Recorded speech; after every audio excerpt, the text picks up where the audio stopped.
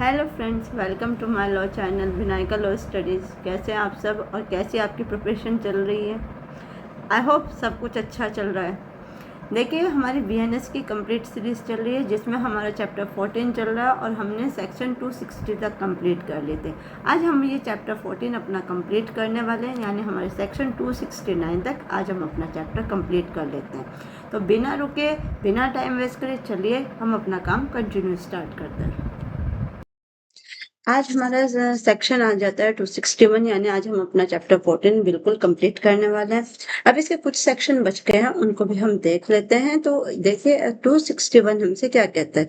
ये कहता है स्केप फ्रॉम कन्फाइनमेंट और custody negligence suffered by public servant, यानी अगर आप कोई पब्लिक सर्वेंट की किससे लापरवाही के कारण क्या होता है, कोई व्यक्ति यानी कोई अपराधी उसकी कस्टडी से भाग निकलता है, यानी एक पब्लिक सर्वेंट की जिम्मेदारी है एक अपराधी को और जेल तक पहुंचाने की, और वो या फिर वो व्यक्ति जेल में बंद भी हो सकता है कि उसने उसे जेल में बंद किया, बट उसकी नेग्लिजेंसी की वजह से अगर वो व्यक्ति जेल से भाग जाता है या उसकी कस्टडी से भाग जाता है, तो ऐसे में क्या होगा, ऐसे में उस पब्लिक सर्वेंट को भी सजा होगी। क्यों? क्योंकि देखिए, एक अपराधी को पकड़ के रखना उसकी क्या थी, उसकी ड्यूटी थी।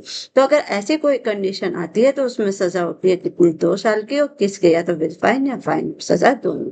मतलब कि अगर कोई व्यक्ति, कोई अपराधी पब्लिक सर्वेंट की कस्टडी से भाग जाता है और किससे, उसकी नेग्लिजेंसी के द्वारा, यानी उसकी लापरवाही के द्वारा, तो क्या होगा, ऐसी कंडीशन में उसे सजा होगी कितनी, 2 साल की, या तो फाइन के साथ या फाइन और सजा दो।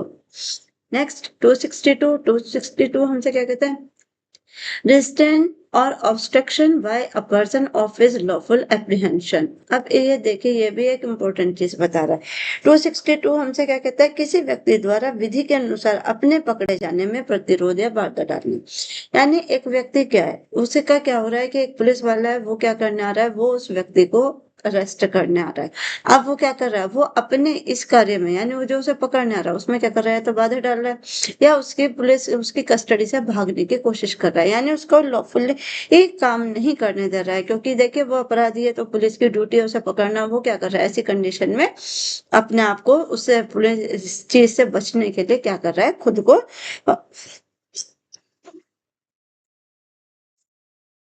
तो वो क्या कर रहा है, उसमें प्रॉब्लम क्रिएट कर रहा है। यानी whoever intentionally offer any restraint or illegal obstruction to the lawful apprehension of himself of any offense, यानी खुद को बचाने के लिए जो क्या है, एक अपराधी है, with he is charged or with he has been convicted। क्यों? क्योंकि उसे क्या किया है, दोष सिद्धि की गई, यानी उसे कन्विक्ट किया गया, or escape or attempt to escape from the custody in which he is lawfully detained and such an offense। यानी जिस अपराध के लिए, अगर देखें अब इसे आपको समझना बहुत आसान हो जाएगा कि इसका ये सेक्शन आपसे क्या कह रहा है। ये सेक्शन क्या कह रहा है, ये सेक्शन कह रहा है कि अगर एक व्यक्ति है, उसने मान लीजिए एक व्यक्ति है, उसने कोई अपराध किया, किसी भी तरह का कोई ऑफेंस, मान लीजिए चोरी की है। अब एक पुलिस वाले को पता लग गया ए वहां पे छुपा है। अब ए को पता है कि उसने क्या किया, उसने क्राइम किया, यानी उसने क्राइम किया। अब उससे क्या हुआ, जेल से क्या हुआ, यानी कोर्ट से उसको पकड़ने के ऑर्डर निकले हुए। अब क्या होता है, पुलिस वाले उसे पकड़ने होते हैं और वो क्या करता है, उनके से बचने के लिए वहां से भाग जाता है या भागने की कोशिश कर रहा है। तो ऐसे कंडीशन में क्या होगा, उसको पनिशमेंट होगी। कितनी पनिशमेंट होगी, shall be punish with imprisonment और आइदर डिस्क्रिप्शन विच में बी एक्सटेंड टू 2 years, यानी उसको कितनी सजा होगी, 2 साल की, और उसके साथ साथ क्या होगा, फाइन भी पड़ा गया, फाइन और सजा दोनों। अब इसके एक्सप्लेनेशन क्या कहते हैं, the punishment in this section is addition to punishment for which person to apprehend और detain custody was liable to offence which he was charge और विच ही वाज कन्विक्टेड। यानी ये कहता है कि इस धारा में वर्णित उस दंड के अतिरिक्त जिससे वह व्यक्ति जिसे पकड़ा जाना हो, अभिरक्षा में निरुद्ध रखा गया, उस अपराध के लिए दंडनीय था, उस पर आरोप लगाया है जिसके लिए वह दोषित किया गया। यानी उसे जो सजा जिसके लिए उसे पकड़ा जाना था, यानी जो अपराध उसने किया था, उसकी तो सजा मिलेगी, बट उससे अलावा उसे 2 साल की सजा और फाइन भी देना पड़ेगा। क्यों? क्योंकि उसने कोशिश किया, कहाँ से, कस्टडी से भागने की। ठीक है, और या फिर उसने क्या किया, एक पुलिस वाले को उसकी ड्यूटी परफॉर्म नहीं करने दी, तो उसको क्या मिलेगी, एक्स्ट्रा पनिशमेंट मिलेगी। ठीक है, नेक्स्ट आ जाते हैं। आ जाते हैं हम अपना 263 को देख लेते हैं। देखिए 262 आई होप आप लोगों को अच्छे से समझ आ गई होगी। यानी अगर कोई व्यक्ति जिसे गिरफ्तार किया जा रहा है वो क्या कर रहा है, पुलिस के साथ क्या कर रहा है, फाइट कर रहा है, यानी अपने आप को पकड़ने नहीं दे रहा है, या वहां से भाग जा रहा है, या उनका विरोध कर रहा है। दो कंडीशन हो सकते हैं, या तो उसे वो हिरासत में वो तब भाग रहा है, या उसे गिरफ्तार करना है, या वो तब भाग रहा है, तो उसको क्या होगी, एक्स्ट्रा पनिशमेंट मिलेगी। नेक्स्ट क्या कहता है 263, देखिए इसमें 262 में क्या हो रहा था, 262 में हो रहा था कि वो खुद को बचाने के लिए, यानी अपराधी खुद था। 263 में क्या है कि अपराधी कोई और व्यक्ति है, वो उसको कोई अदर व्यक्ति क्या कर रहा है, प्रोटेक्ट कर रहा है, यानी उसे भगाने की कोशिश कर रहा है। रेस्ट्रेन और obstruction lawful apprehension of another person, मैंने आपको बताया ये अनदर के बारे में, यानी 262 अपने आप को बचाने की बात करता है, और 263 कहता है कि अगर एक व्यक्ति है जो अपराधी है और कोई दूसरा व्यक्ति उसको वहां से कस्टडी से भागने में क्या कर रहा है, उसकी हेल्प कर रहा है, जिसका क्या है, जो एक अपराध करके आया हुआ है। तो ठीक है, अगर कोई व्यक्ति ऐसे किसी व्यक्ति को बचाने में उसकी हेल्प करता है तो वो भी क्या माना जाएगा, अपराधी माना जाएगा। तो उसमें पनिशमेंट कितनी दी है, shall be punish with imprisonment और आइदर डिस्क्रिप्शन विच में बी एक्सटेंड टू 2 years, यानी ऐसी कंडीशन में कितनी सजा है, 2 साल की सजा और फाइन के साथ।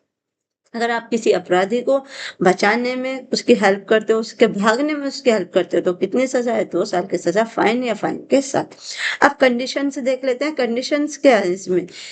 If the person to be apprehend और पर्सन रिक्वायर्ड और attempt to be recused is charged with the liable to apprehend for an offense punishable with imprisonment of life, यानी अगर किसी ऐसे व्यक्ति को बचाया जा रहा है जिसको क्या होनी है, सजा आजीवन कारावास की, तो उसमें सजा कितनी होगी, 10 years की। यानी देखिए अगर आप किसी ऐसे व्यक्ति को रेस्क्यू कर रहे हैं, किसे, यानी किसी ऐसे व्यक्ति को सजा से बचाने की कोशिश कर रहे हैं, ऐसे व्यक्ति को भगा रहे हैं जिसको सजा कितनी होनी है, कम से कम LI होनी है, या तो उसको कितनी सजा मिलेगी, 10 साल की, और be punished with the imprisonment of either description which may be extended to 3 years, यानी उसको कितनी सजा होगी, 3 साल की, उसके साथ क्या होगा, फाइन भी देना पड़ेगा। यानी अगर आप किसी ऐसे व्यक्ति को बचा रहे हैं जिसको दे या तो कम से कम 10 साल की, यानी उसकी 10 साल तक सजा जा सकती है, LI तो है ही, तो आपको उसको बचाने वाले को कितनी सजा होगी, इसमें 3 साल की, और उसके साथ या तो फाइन पे करना पड़ेगा या फाइन नहीं भी। नेक्स्ट सी क्या कहता है, if the punishment to be apprehend और rescue to attempt to be rescue is the charge और which liable to apprehend for an offence with death, यानी अगर कोई व्यक्ति क्या करके आया, कोई ऐसा अपराध करके आया जिसकी सजा क्या है, डेथ पेनल्टी है, तो ऐसी कंडीशन में बचाने वाले को कितनी सजा होगी, 7 साल की, उसके साथ क्या होगा, उसे फाइन भी पे करना होगा। मतलब अगर वो किसी ऐसे व्यक्ति का रेस्क्यू कर रहा है जिसकी सजा कितनी है, या तो 10 साल तक की है या LI है, तो सजा कितनी होगी, 3 साल, उसके साथ फाइन। नेक्स्ट अगर कोई ऐसा व्यक्ति है जिसने कैसा अपराध किया, डेथ पेनल्टी से रिलेटेड, उसको रेस्क्यू किया जा रहा है, तो सजा कितनी है, 7 साल, और उसके साथ क्या, फाइन भी पे करना होगा। डी क्या कहता है, if the person to be apprehend to rescue to attempt to the rescue is the liable under the section sentence of court by virtue of communication of such a sentence of imprisonment of life, ठीक है, or imprisonment for a term which 10 years upwards shall be punished with imprisonment of either discipline which may be extended to 7 years and also be liable to fine।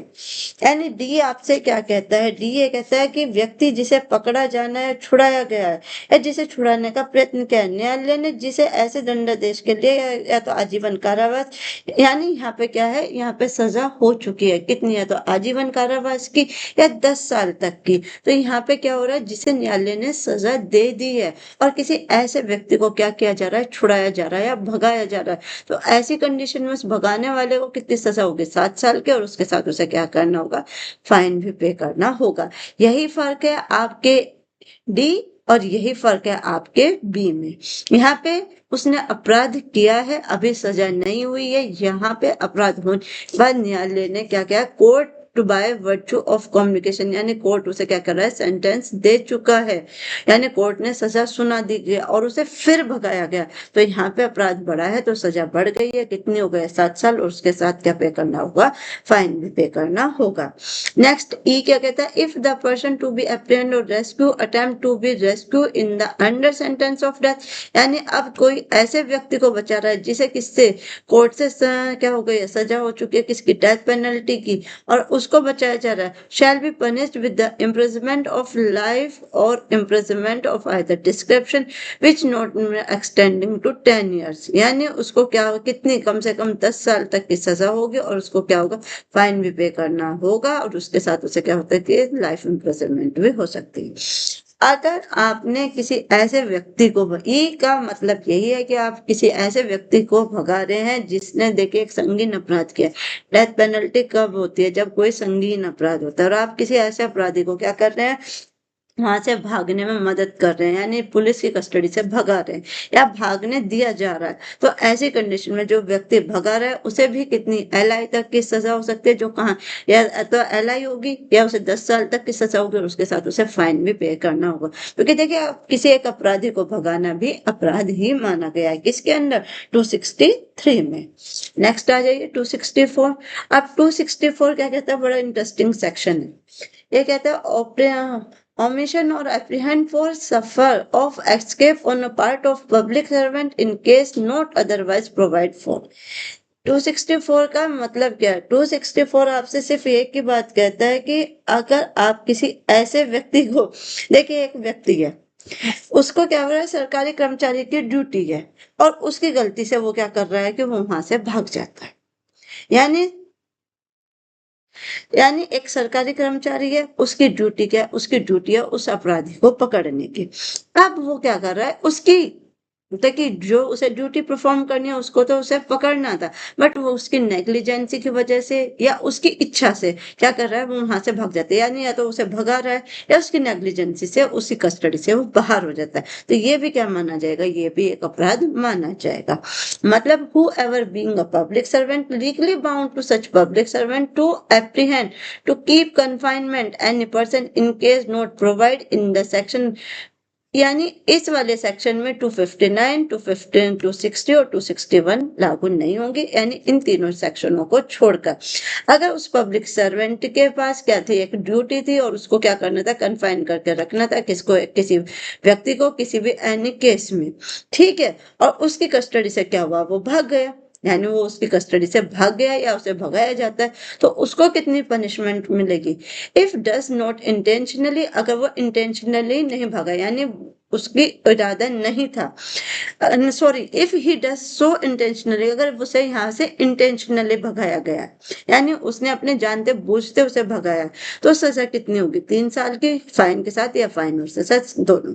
यानी ये कहता है कि अगर व्यक्ति को भगाया जाता है, यानी अपराधी को भगाया जाता है इंटेंशनली, यानी जानते बूझते, तो सजा कितनी है, 3 साल की, फाइन के साथ या फाइन और सजा दोनों। If he does so negligence, अगर वो भाग जाता है नेग्लिजेंसी की वजह से, यानी उसकी लापरवाही की वजह से, अभी तक जो भगाया गया था वो इंटेंशनली, यानी उसका इरादा था, उस पुलिस वाले का इरादा था उसको वहां से भगाने का, ठीक है, तो ऐसे में सजा कितनी थी, 3 साल, फाइन के साथ या फाइन और सजा। अगर वो भाग जाता है नेग्लिजेंसी, यानी उसकी लापरवाही से, तो सजा कितनी होती है, थोड़ी कम हो जाती है, 2 साल की, या तो फाइन और या फाइन और सजा दोनों। यानी अगर एक व्यक्ति जो पुलिस की कस्टडी में, बस 259, 260 और 261 इस सेक्शन में नहीं लगते, क्योंकि इनके अपने अलग ही है। अगर उससे अलावा कोई और अपराधी है जो पुलिस कस्टडी में, और उसे क्या किया जाता है, या तो इंटेंशनली भगाया जा रहा है तो सजा 3 साल की, और नेग्लिजेंसी से भाग रहे तो सजा 2 साल की, फाइन या फाइन के साथ। नेक्स्ट आ जाते हैं 265। अब 265 हमसे क्या कहता है, रिस्ट्रेन और ऑब्स्ट्रक्ट लॉफुल एप्रीहेंस और escape of rescue in case not otherwise provide for.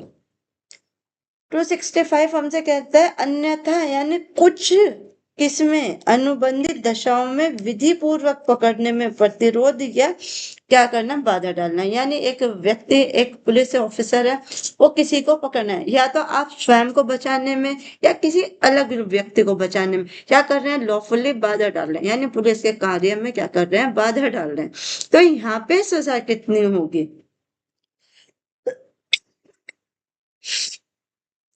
एक मिनट बेटा। इसमें इनका यही कहना है कि आपको देखिए आपने क्या किया है, तो आप स्वयं को छुड़ाना चाह रहे हैं या किसी अन्य व्यक्ति को छुड़ाना चाह रहे हैं, तो दोनों ही कंडीशन यहाँ बताई गई हैं। यानी who in case not provide for section 262 और 263, तो यहाँ पे कौन सा सेक्शन 263 और 262 को छोड़ दीजिए। एनी अदर लॉ, यानी अदर लॉ में for the time being in force intentionally other restrain और legally obstruction of law apprehension और हिमसेल्फ और एनी अदर पर्सन, यानी या तो आप खुद को बचाना चाह रहे हैं या किसी अन्य व्यक्ति को क्या कर रहे हैं, बचाना चाह रहे हैं और पुलिस की कस्टडी से वहां से भागना चाह रहे हैं। और escape to attempt to escape from any custody in lawfully detain, यानी जहां आप क्या है पुलिस या तो पुलिस कस्टडी में है या पुलिस आपको कस्टडी में लेने के लिए आई है, ऐसी कोई क्या है परिस्थिति है। और rescue to attempt to rescue of any person of custody, यानी या तो आप रेस्क्यू किसे कर रहे हैं, खुद को, या अटेम्प्ट कर रहे हैं रेस्क्यू करने का किसको, किसी अन्य पर्सन को, यानी या तो आप खुद को बचा रहे हैं या किसी अन्य व्यक्ति को बचाने के लिए क्या कर रहे हैं, आप बाधा डाल रहे हैं किसमें, पुलिस के कार्य में। ठीक है, तो उसमें क्या जो क्या है लॉफुली डिटेन्ड है, यानी आपको क्या है आपने अपराध किया है इसीलिए पुलिस पकड़ना है, या तो आप खुद को बचाने में बाधा डाल रहे हैं या किसी अदर व्यक्ति को बचाने में बाधा डाल रहे हैं। ये तो हमने 262 और 263 में पढ़ा था, पर यहाँ है अन्य केसों में, यानी इन दोनों को छोड़कर। तो उसमें कितनी सजा होगी, उसमें कम से कम सजा होगी 6 मंथ की, और उसके साथ क्या होगा, फाइन भी होगा, या फाइन और सजा दोनों होंगे। यानी 262 और 263 265 पे लागू नहीं होता है। नेक्स्ट आ जाते हैं, नेक्स्ट आ जाता है हमारा 266। 266 क्या कहता है, violation of condition of remission of punishment. अब देखिए ये सेक्शन आपको समझना पड़ेगा, थोड़ा सा ट्रिकी है बट समझ में आना बहुत आसान है। यहाँ पे क्या हो रहा है, यहाँ पे एक व्यक्ति है जिसे क्या होगी कानून के द्वारा सजा हो चुकी है और वो सजा काट रहा है, बट उसके गुड बिहेवियर की वजह से कानून ने क्या किया, उसकी सजा कम कर दी है। और ऐसी कंडीशन में भी वो क्या कर जा रहा है, वो क्या कर रहा है, यानी उसे क्या कर रहा है कि कुछ शर्तों पर छोड़ दिया गया है, और उसने उस अब उसे क्या किया है, कुछ शर्तों पे छोड़ दिया गया, बट वो शर्तें क्या होती हैं, जो शर्तें उसे दी गई हैं, यानी जिन शर्तों से उसे छोड़ा गया वो शर्तें उसे क्या है बाहर निकल कर भी पूरी करनी पड़ती हैं। क्योंकि उसे रिमिशन पे छोड़ा गया तो उसको क्या है, अगर देखिए कुछ शर्तें लगाई हैं कि आप शहर से बाहर नहीं जाओगे, आप देश से बाहर नहीं जाओगे, आप गुड बिहेवियर रखोगे, और वो क्या करता है अगर इन चीजों को तोड़ देता है तो उसको भी क्या होगी, उसको फिर पनिशमेंट मिलेगी। यानी जो सजा वो अपनी छोड़ गया है, इस सजा को कम करके उसे बाहर जाने के लिए बोला गया, यानी उसे छोड़ दिया गया, उसे फिर वही सजा मिलेगी कि उसे फिर वो अपनी पनिशमेंट पूरी करनी।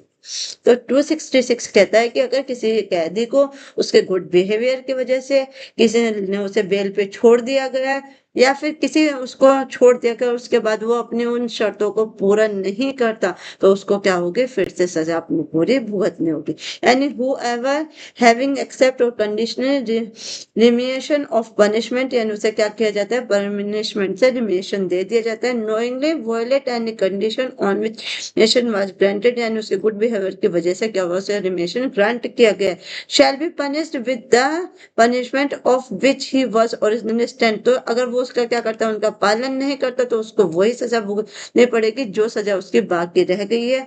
If he has already suffered no part that punishment, and if he suffered any part of punishment, then so much then so, with so much of that punishment as he was already suffered, यानी उसको क्या करेगा, फिर उस punishment को क्या करना पड़ेगा, पूरा करना पड़ेगा, क्यों, जो पनिशमेंट उसकी बच गई है।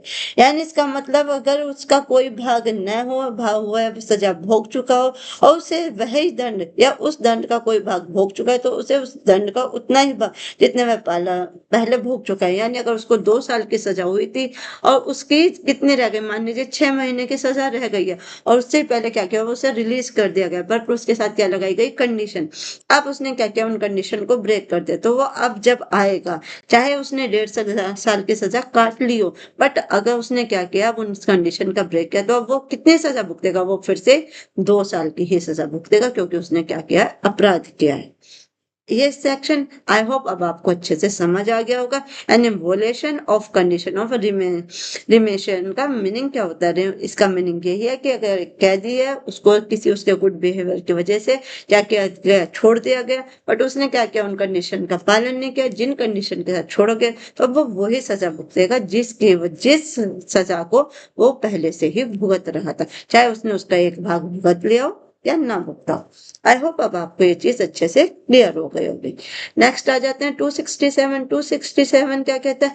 इंटेंशनली इंसल्ट और interpretation of public servant standing in judicial proceeding. यहाँ क्या हो रहा है? इंटेंशनली इन क्या की जा रही है, यानी न्यायिक कार्यवाही में बैठे हुए लोक सेवक का आशय, अपमान या उसके कार्य में विघ्न, यानी या तो उसकी इंसल्ट की जा रही है, किसकी पब्लिक सर्वेंट या उसकी प्रोसीडिंग में क्या किया जा रहा है, बाधा डाली जा रही है, यानी उसके काम को रोका जा रहा है। उसकी क्या हो रही है, किस टाइम जब वो अपनी कोर्ट प्रोसीडिंग के अंदर, यानी कोई भी अपनी जुडिशियल प्रोसीडिंग के अंदर बैठ के कार्य कर रहा है, तो वहां पे क्या की जा रही है, तो उसकी इंसल्ट की जा रही है, उसके काम में बाधा डाली जा रही है। Whoever intentionally offer an insult or cause or any interpretation of any public servant, यानी अगर कोई व्यक्ति इंटेंशनली क्या करता है, किसी ऐसे व्यक्ति की क्या करता है, इंसल्ट करता है, या किसी ऐसे व्यक्ति के काम में बाधा डालता है जो क्या है, एक पब्लिक सर्वेंट है, while such public servant is sitting in an stage of judicial proceeding। कब? जब वह व्यक्ति जो पब्लिक सर्वेंट है किसी ऐसे स्टेज पर बैठा है जहां पे क्या है, वो जुडिशियल प्रोसीडिंग का हिस्सा है। आप किसी ऐसे व्यक्ति की इंसल्ट नहीं कर सकते, तो उसे कितनी सजा मिलेगी? उसे सजा मिलेगी 6 मंथ की, या और 6 मंथ की या तो विद फाइन, या फाइन और सजा दोनों। अब फाइन कितना होगा? फाइन इसमें हो सकता है आपका 5000 रुपीज। यानी जुडिशियल प्रोसीडिंग के दौरान अगर कोई व्यक्ति बैठा है और उसका हिस्सा है, और आप किसी ऐसे व्यक्ति को या तो कार्य में बाधा डालते हैं या उसकी इंसल्ट करते हैं, तो सजा कितनी है? 6 महीने की, या तो फाइन के साथ। फाइन कितना है? 5000 रुपीज। नेक्स्ट आ जाते हैं 268। 268 क्या कहता है? पर्सोनेशन ऑफ असर्सर, यानी आप क्या करते हैं, पर्सोनेशन करते हैं किसका? असर्सर का। अब ये असर्सर होता कौन है? क्या आपने कभी इस चीज को समझा? चलिए हम बताते हैं। असेसर वह व्यक्ति होता है जिसे कानूनी प्रक्रिया में, यानी जो कानून की प्रोसीडिंग चल रही उसमें हेल्प के लिए रखा जाता है, यानी किसी एक्सपर्ट को किसी कानूनी सलाह के लिए रखा जाता है। अब यहाँ पे क्या हो रहा है? 268 में हो रहा है पर्सोनेशन। पर्सोनेशन का मतलब आप सबको अच्छे से पता है, जो इन क्लासों से जुड़े हैं उन्हें अच्छे से पता है, क्योंकि पर्सोनेशन होता है किसी व्यक्ति का रूप धारण करना। यानी अगर कोई व्यक्ति किसी ऐसे व्यक्ति का रूप धारण करता है जो क्या एक असर्सर है, यानी जो एक एक्सपर्ट है, जो किसी भी कानूनी प्रोसीडिंग में क्या किस लिए बुलाया जाता है? उसकी सलाह के लिए। यानी बहुत सी चीजें ऐसी होती है, बहुत से केस ऐसे होते हैं जिन्हें सॉल्व करना इजी नहीं होता, तो किसी एक एक्सपर्ट की सलाह ली जाती है। और एक व्यक्ति क्या कर रहा है? उसका पर्सोनेशन कर रहा है, तो ये भी क्या माना गया? ये भी अपराध माना गया। Any whoever by personation of otherwise shall intentionally cause to knowingly suffer himself to be returned, यानी अगर कोई व्यक्ति अपने आप का क्या करता है? पर्सोनेशन करता है, किस तरह? जो वो है नहीं। Implant to show or an assertion in any case in which he knows that he is not entitled to be law to return, यानी जिसे खुद पता है कि वो इस लॉ के द्वारा क्या है, अपॉइंट नहीं किया गया है, यानी उसने क्या किया? सिर्फ पर्सोनेशन किया है।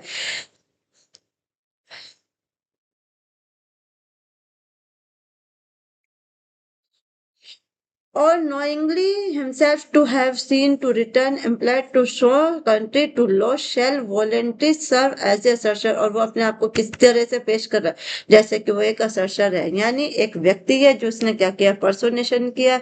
किस चीज का? असर्सर का, असेसर का। असेसर कौन व्यक्ति है? जिसे एक कानूनी सलाह के लिए लीगली बुलाया गया है, और वो खुद जानता है कि मैं ये व्यक्ति नहीं हूँ, और वो क्या कर रहा है? इस चीज को अपने आप को शो कर रहा है कि हाँ मैं तो वही व्यक्ति हूँ। तो ये भी क्या माना गया? ये भी अपराध माना गया, क्योंकि आप किसी का भी रूप धारण करके अपने आप को वो व्यक्ति नहीं बता सकते जो ओरिजिनल है, क्योंकि देखिए जो नॉलेज उसकी है वो कभी आपकी हो ही नहीं सकती। अगर कोई व्यक्ति किसी पर्सोनेशन करता है किसी असर का, तो उसे कितनी सजा होगी? उसे सजा होगी 2 साल की, और 2 साल के साथ क्या होगा? फाइन होगा। फाइन या फिर फाइन और सजा दोनों भी हो सकते हैं। तो यानी पर्सोनेशन तो आपको पता है कि ये क्या है? अपराध है। नेक्स्ट और आज का लास्ट सेक्शन हमारा 269। अब ये 269 क्या कहता है? 269 कहता है failure by person released on bail bond और bond to appear in court. यानी अगर कोई व्यक्ति क्या होता है, फेलियर हो जाता है। कैसे? जिसको क्या किया गया है, जमानत पत्र या बंद पत्र पर छोड़े गए व्यक्ति द्वारा न्यायालय में उपस्थित होने में असफलता। यानी अगर किसी व्यक्ति को क्या किया, बेल पे रिलीज कर दिया गया है, ठीक है, और वो क्या कर रहा है, उसे कोर्ट में फिर बुलाया जा रहा है, और वो क्या कर रहा है, कोर्ट में नहीं आ रहा है। यानी बुलाने का, अगर कोई व्यक्ति है, कोई अपराधी है, उसे बेल पर छोड़ दिया गया है और फिर कोर्ट प्रोसीडिंग के अंदर उसको क्या किया जा रहा है, कोर्ट में अपियर होने के लिए कहा जा रहा है, और वो क्या होता है, इसमें फेल हो जाता है, तो उसको भी क्या होगी, उसको भी सजा होगी। सजा कितनी होगी? Shall be punish with imprisonment either description विच में एक्सटेंड टू 1 ईयर। तो उसे सजा होगी 1 साल की, और उसके साथ क्या होगा, फाइन भी उसे पे करना होगा, या फाइन और सजा दोनों हो सकती है। कब? जब एक व्यक्ति को क्या किया गया, बेल पे रिलीज किया गया और उसके बाद उसे क्या किया गया, वहां पे बुलाया गया किसी भी प्रोसीडिंग में। कोर्ट उसे अपियर होने को कहते हैं, अपियर इन कोर्ट और accordance in term bail on bond. यानी कोर्ट क्या कर रहा है, उसे अपियर होने को कह रहा है किसे, जिसे बेल या बॉन्ड पर क्या किया गया, रिलीज किया गया है, और व्यक्ति क्या कर रहा है, वो नहीं आ रहा है, यानी कोर्ट के बुलाने पर भी नहीं आ रहा है। तो कितनी सजा होगी? 1 साल की, किसके साथ, फाइन के, या फाइन और सजा दोनों। तो यहाँ पे हमारा चैप्टर 14 कंप्लीट हो जाता है। अब हमने क्या करना है, देखिए इसमें एक एक्सप्लेनेशन रह गई, इसको भी हम देख लेते हैं कि एक्सप्लेनेशन क्या कहता है। The punishment under this section is in addition to punishment to which the offender would be liable on a conviction for the offence which he has been charge. यानी इसमें क्या कहता है, उस दंड के अतिरिक्त जिसके लिए अपराधी, उस अपराधी के लिए जिसके लिए आरोपित दोषी है। यानी देखिए यहाँ पे ये नहीं है कि अब इसे सिर्फ 1 साल की सजा होगी, ये सजा किससे अलग है, ये सजा उससे अलग है जिस अपराध के लिए वो दोष सिद्ध था, यानी जिस अपराध की उसे सजा मिल रही थी उससे अलग इसे ये 1 साल की सजा और फाइन देना पड़ेगा, क्योंकि उसे क्या किया था, बॉन्ड या बेल पे छोड़ा गया था और कोर्ट ने उसे प्रोसीडिंग के लिए बुलाया, वो अपियर नहीं हुआ। तो ये सजा कैसी होगी, एडिशन सजा होगी, यानी इसमें जुड़ जाएगी 1 साल की।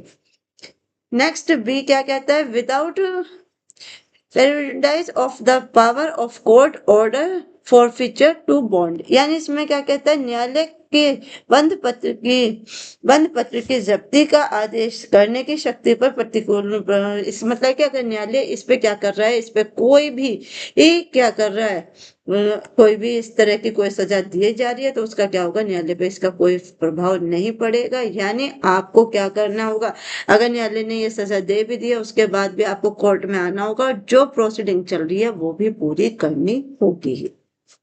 तो इसका न्यायालय के आदेश का इसकी शक्ति पर कोई भी प्रतिकूल प्रभाव पड़ने वाला नहीं।